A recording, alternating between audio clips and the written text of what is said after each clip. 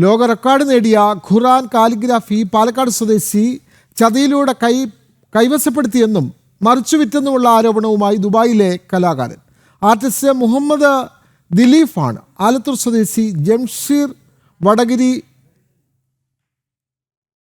വടകരിയാലിനെതിരെ ആരോപണം ഉന്നയിച്ചത്. ദുബായിലെ സർക്കാർ തലത്തിലുള്ളവർക്ക് കൈമാറാനെന്ന് പറഞ്ഞാണ് ജംഷീർ ഖുർആൻ വാങ്ങിയത്. ഇത് പിന്നീട് മറ്റൊരാൾക്ക് വിറ്റതായി അറിയാൻ കഴിഞ്ഞെന്നും മുഹമ്മദ് ദിലീഫ് പറഞ്ഞു. പാലക്കാട് ജില്ലാ പോലീസ് മേധാവിക്ക് ഇക്കാര്യത്തിൽ പരാതി നൽകിയിട്ടുണ്ട്. ദുബായിലും നിയമ നടപടി സ്വീകരിക്കുമെന്ന് മുഹമ്മദ് ദിലീഫ് വാർത്താ സമ്മേളനത്തിൽ അറിയിച്ചു.